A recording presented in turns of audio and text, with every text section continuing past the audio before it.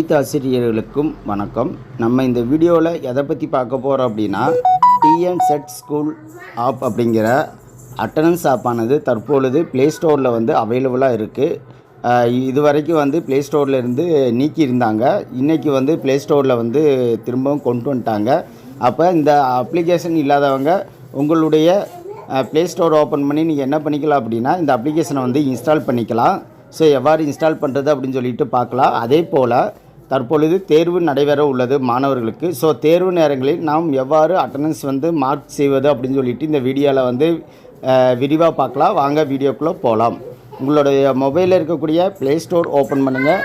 Open பண்ணிவிட்டு அதில் வரக்கூடிய சர்ச் பாக்ஸில் டிஎன் செட்டு அப்படின்னு சொல்லிட்டு டைப் பண்ணுங்கள். டிஎன்எஸ்இடி அப்படின்னு டைப் பண்ணிங்க அப்படின்னா உங்களுக்கு டிஎன் செட் ஸ்கூல் அப்படின்னு சொல்லிட்டு இந்த அப்ளிகேஷன் காட்டு. இதில் இன்ஸ்டால்னு சொல்லிட்டு வந்திருக்கு. நீங்கள் இன்ஸ்டால் பண்ணி நீங்கள் என்னென்னா ஓப்பன் பண்ணிக்கலாம். நான் ஏற்கனவே இன்ஸ்டால் பண்ணனால எனக்கு ஓப்பன் அப்படின்னு சொல்லிட்டு கேட்குது. இப்போ நான் ஓப்பன் அப்படிங்கிறத கொடுத்துறேன். நீங்கள் இன்ஸ்டால் பண்ணிவிட்டு ஓப்பன் அப்படிங்கிறத கொடுங்க. இல்லை யூசர் நேம் அண்ட் பாஸ்வேர்டு அப்படிங்கிற இடத்துல உங்கள் ஸ்கூலுக்கான யூசர் நேம் அண்ட் பாஸ்வேர்டை டைப் பண்ணிவிட்டு லாக்இன் கொடுங்க. இப்போ நான் லாக்இன் கொடுக்குறேன். லாக்இன் பண்ணோன்னே உங்கள் ஸ்கூலுக்கான லாக்இன் பேஜ் ஓப்பன் ஆகி இதில் இந்த டுடே ஸ்டேட்டஸ் அப்படிங்கிற இடத்துல 3 ஆப்ஷன் உங்களுக்கு கேட்டிருப்பாங்க.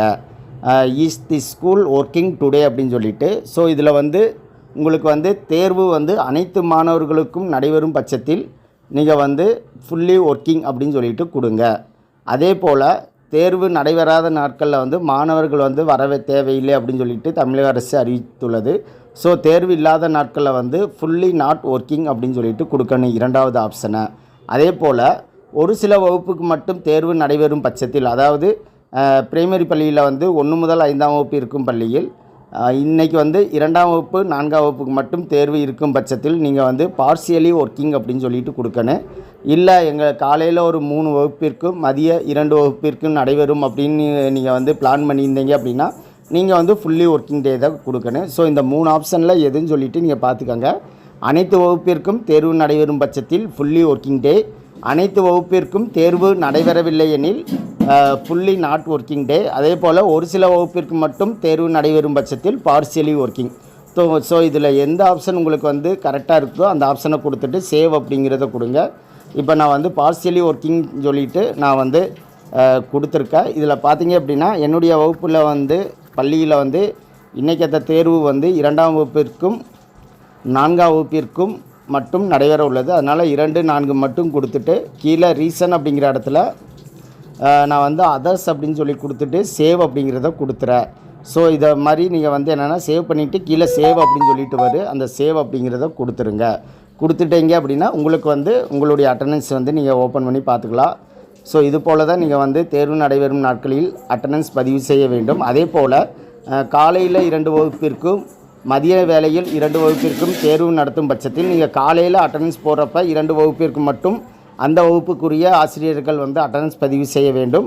அதே போல் மதியத்துக்கு பின்னாடி மீதி இருக்கக்கூடிய 2 வகுப்பிற்கும் அந்த வகுப்பிற்குரிய டீச்சர்ஸ் அவங்களுடைய லாக்கினை பயன்படுத்தி அட்டண்டன்ஸ் மார்க் செய்ய வேண்டும். அப்போ இரு வேளைகளிலும் நீங்கள் ஸ்டூடெண்ட்க்கு அட்டண்டன்ஸ் தனித்தனியாக மார்க் செய்ய வேண்டிய சூழ்நிலை இருக்குது. ஸோ அதை கரெக்டாக பார்த்து நீங்கள் பதிவு நிற்குங்க. காலையிலேயே எல்லா மாணவர்களுக்கும் பதிவு செய்யக்கூடாது. அதே போல் மாலை நேரத்திலும் எல்லா மாணவர்களுக்கும் பதிவு செய்யக்கூடாது. காலையில் நடைபெறக்கூடிய வகுப்பிற்கு காலையிலும், மதியம் நடைபெறக்கூடிய வகுப்பிற்கு மதியமும் நீங்கள் பதிவு செய்ய வேண்டும். டுடே ஸ்டேட்டஸ் மட்டும் எப்பவும் போல் காலையில் நீங்கள் பதிவு பண்ணிடுங்க. நன்றி.